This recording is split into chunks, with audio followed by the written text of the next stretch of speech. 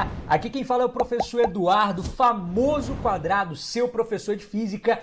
E na aula de hoje eu tô aqui para te mostrar uma aplicação bem importante em hidrostática, um princípio muito interessante que você vai gostar bastante. Mas antes de mais tudo, tá? Tô mostrando aqui para vocês minha fotinha com coração para vocês ficarem mais alegres e saberem que papai ama vocês. Show de bola? O princípio estudado hoje, galera, vai ser o princípio de Pascal. E bastante atenção para o que ele fala pra gente, pelo menos no enunciado dele. Ele diz o seguinte: os acréscimos de pressão sofridos por um ponto de um líquido em equilíbrio são transmitidos integralmente a todos os pontos do líquido e paredes do recipiente que o contém. Esse princípio é essencial para o funcionamento de freios e elevadores hidráulicos. Professor, eu não estou entendendo. Olha só, o princípio de Pascal fala pra gente que quando um fluido está em equilíbrio, e aqui eu representei, olha, um recipiente com alguns furinhos e um êmbolo móvel aqui em cima. Sobre esse cara eu aplico uma força que gera nele uma diferençazinha de pressão. E eu vou chamar essa diferença de pressão de ΔP, diferença de pressão. Essa diferença de pressão é transmitida por dentro de todo esse líquido. É distribuído por todo esse fluido, inclusive do lado de fora dele. Então, olha só, essa variação de pressão, ela também é gerada aqui do lado de fora desse líquido e do lado de dentro dele, nas paredes do recipiente. Ou seja, se eu gero uma variação de pressão nesse líquido, essa variação de pressão não vai ficar concentrada em um ponto aqui. Ela vai se distribuir uniformemente para todo o líquido e essa variação de pressão vai ser igual em todos os pontos. Professor, eu não consigo entender a aplicabilidade disso, mas eu vou mostrar para você um princípio em freios e elevadores hidráulicos. Quer ver? Um elevador hidráulico seria um elevador montado a partir de um tubo em U ou um vaso comunicante, onde eu tenho de um lado desse tubo um tubo bem grossão e do outro lado um tubo mais fininho. Olha só, esse tubo mais fininho ele tem uma área que eu vou chamar de A1. É uma área pequena, enquanto que o do lado esquerdo, área A2, que é uma área grande. Se desse lado direito eu aplico uma força sobre essa área, eu tenho uma pressão. Até porque a gente sabe que pressão é o quê? Força dividido pela área, não é verdade? Então, quando eu aplico uma força sobre uma área aqui, eu gero uma pressão. Então, eu gero desse lado direito uma diferença de pressão que eu vou chamar de ΔP.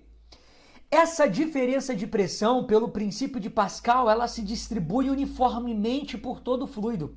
Então, do lado esquerdo, nesse êmbolo maior, nessa área maior, essa diferença de pressão vai ser a mesma. Então, se eu gero uma diferença de pressão ΔP do lado direito, essa diferença de pressão vai ser ΔP do lado esquerdo também. Ah, professor, uma diferença de pressão ΔP do lado direito gera essa mesma diferença de pressão ΔP, só que do lado esquerdo, exatamente qual é a consequência disso? Desse lado direito, a pressão é força sobre área. Do lado esquerdo, a pressão também é força sobre área. Só que aqui, do lado direito, é força 1 sobre área 1. Do lado esquerdo, é força 2 sobre área 2. Mas, como eu disse para vocês, essas pressões são iguais, ou essas diferenças ou variações de pressões são iguais. Ou seja, do lado direito, eu tenho F2, que é a força 2, dividido pela área 2. E do lado direito, eu tenho a força 1 e a área 1. Professor, estou começando a entender. Eu percebo que você está. Olha só.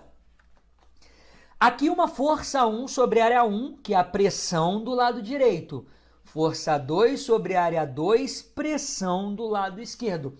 Essas duas meninas são iguais. E essa é uma das consequências, na verdade, uma das principais consequências do princípio de Pascal. Isso faz com que a gente entenda que do lado direito, uma força 1 foi aplicada. Uma força foi aplicada sobre uma área 1, que é uma área pequena. E do lado direito, uma força 2 foi gerada, uma força 2 sobre uma área grande. Como força e área aqui são diretamente proporcionais, isso quer dizer que do lado direito, uma força pequena sobre uma área pequena gerou do lado esquerdo uma força grande sobre a área grande. Ou seja, quando você vem desse lado direito e aplica uma força bem pequenininha sobre uma área pequenininha, lá do lado esquerdo você vai ter uma força bem grande sendo gerada porque a área é grande. E aí você vai precisar de uma força pequena para levantar algo bem pesado. Então o nosso princípiozinho de Pascal, né, tem como principal consequência isso aqui que a gente está vendo, isso é chamado de elevador hidráulico, onde com pouca força sobre uma área pequena, você gera uma força bem grande sobre uma área grande. Professor, por favor, me mostre como isso pode ser aplicado. É lógico que eu vou te mostrar uma questão do Enem 2013 e fala o seguinte pra gente. Para oferecer acessibilidade aos portadores de dificuldade de locomoção, é utilizado em ônibus e automóveis o elevador hidráulico. Olha esse menininho aparecendo para nós aqui, beleza? Nesse dispositivo é usada uma bomba elétrica para forçar o fluido a passar por uma tubulação estreita. Galera, o que é uma tubulação estreita? É uma tubulação fina. E é dessa tubulação fina o fluido vai passar para uma larga, ou seja, aqui você tem uma tubulação fina e do outro lado uma tubulação grossa. Sobre essa tubulação fina, uma força pequena. Sobre essa tubulação grossa, uma força grande. E dessa forma acionar um pistão que movimenta a plataforma. Considere um elevador hidráulico cuja área da cabeça do pistão seja, então olha só, a área da cabeça do pistão seja 5 vezes maior que a área da tubulação que sai da bomba. Uma informação importante. Desprezando o atrito e considerando uma aceleração gravitacional de 10 metros por segundo ao quadrado, deseja-se elevar uma pessoa de 65 quilos em uma cadeira de rodas de 15 quilos sobre a plataforma de 20 quilos. Qual deve ser a força exercida pelo motor da bomba sobre o fluido? O motor da bomba é naquela tubulação pequena para que o cadeirante seja elevado com uma velocidade constante. Galera, olha só.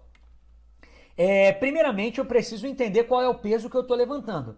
A massa de tudo somada, a massa de tudo que foi dito aqui somado, vai ser a massa da pessoa de 65 quilos, mais a massa da cadeira de rodas de 15 quilos e da plataforma de 20 quilos. Ou seja, no total eu tenho aqui 100 quilogramas. Só que o peso é diferente de massa. Lembra que peso é massa vezes a gravidade? Ou seja, se a massa é 100 quilos e a gravidade é 10, o peso é de 1000 newtons. Ou seja, você quer levantar um peso total, uma força de 1000 newtons. Só que essa força aqui vai ser aquela força exercida sobre a plataforma, que é a área grande. Na verdade, a questão fala até que esse pistão da plataforma tem uma área 5 vezes maior que a área da tubulação. Então, olha o que eu vou fazer. Força 1 sobre área 1 é igual a força 2 sobre área 2. Ou seja, força pequena, que é o que eu quero descobrir, sobre a área pequena, que eu vou chamar simplesmente de área, é igual a força grande, que eu quero sustentar, 1000, dividido pela área grande. Mas calma aí. A questão não fala que o pistão tem uma área 5 vezes maior que a da tubulação? Então, se a área da tubulação eu chamo de A área do pistão é 5 vezes maior, 5 vezes A. Oh, professor, e aí eu consigo cortar o A desse lado com o A desse lado? Exatamente. E aí o F, no final das contas, vai ser isso daqui. Olha só, F vai ser igual a 1000 dividido por 5. Ou seja, vai dar 200 newtons. Então a gente fica com a nossa alternativa C. Olha o que a gente tinha que fazer então. Calcular o peso sobre a plataforma, que é o peso sobre a área grande. Geralmente, o que você quer levantar, o que você quer sustentar, galera, vai estar sobre a área maior. Porque uma força exercida sobre ela vai ser maior do que a força que de fato você vai fazer do outro lado. Calculei o peso que deu 1.000 sobre uma área grande. Só que eu não tinha, né, o valor aqui das áreas 1 e 2. Olha só, aqui eu até coloquei área 1 também, né? Só consertar aqui para você. Você deve estar pensando, professor, mas aqui é área 2, isso aí. Olha só, essa área 2, que é a área grande, é 5 vezes maior que a área 1, que é a área pequena. Então, se a área pequena é a área grande é 5A. E essa força é aquela forcinha pequena. Olha só, existe uma relação de proporcionalidade bacana, tá?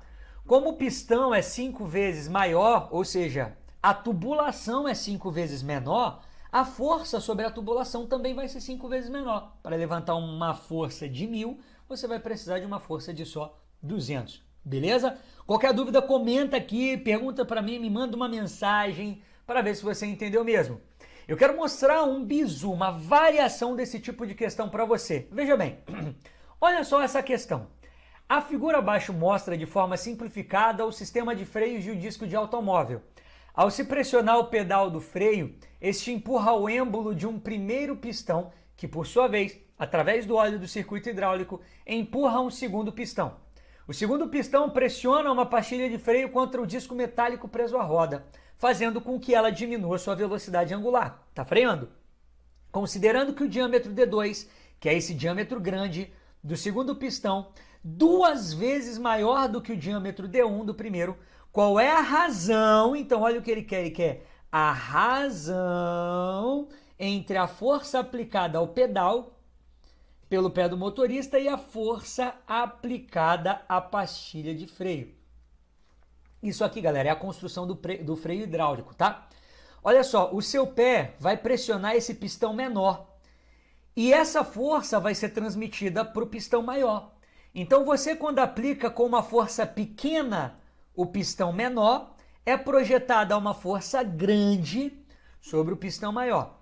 Mas veja que a gente viu que, olha só, a gente viu que eu posso fazer assim, ó, força 1 sobre área 1 é igual a força 2 sobre área 2, não é verdade?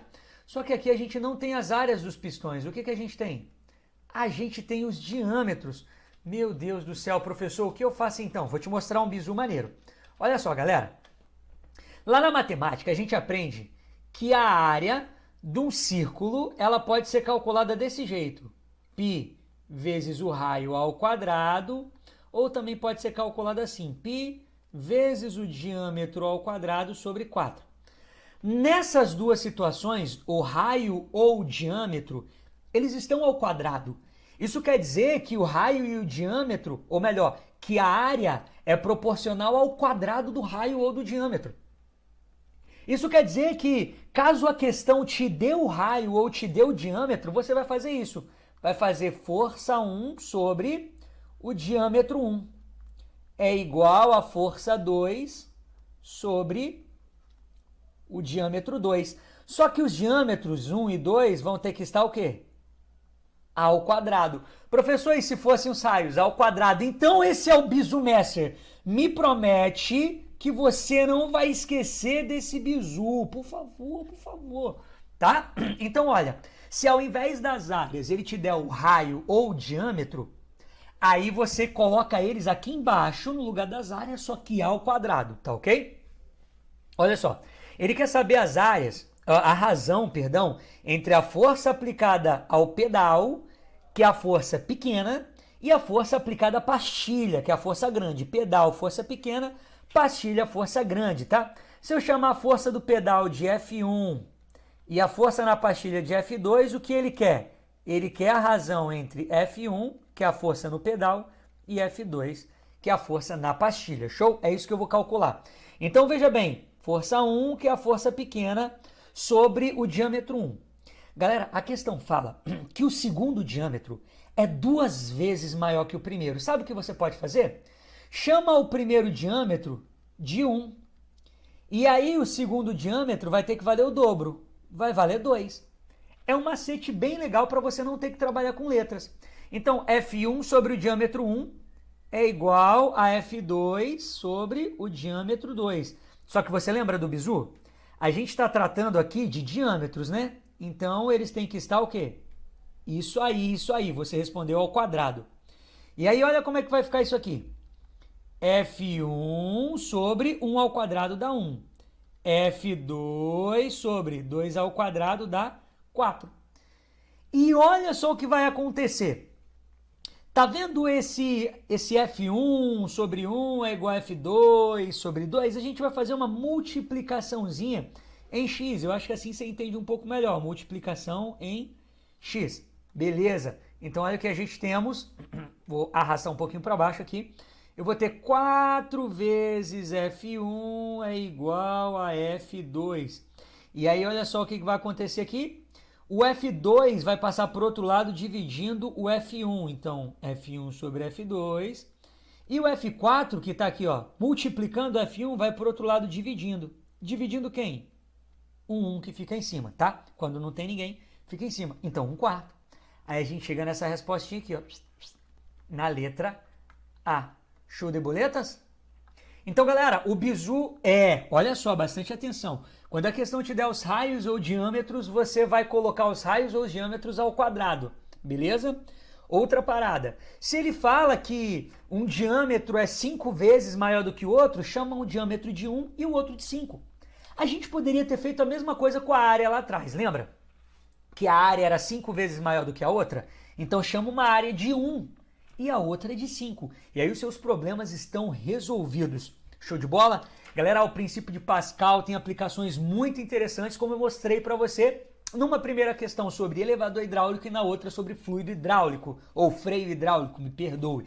Isso aqui aparece em um monte de provas e principalmente no Enem. Qualquer dúvida que você tiver, comenta aqui embaixo, curte aí, se inscreve caso você queira receber mais notificações aí, vídeos novos e tudo mais. Beijo no seu coração, fique com Deus, aquele abraço, tchau, tchau.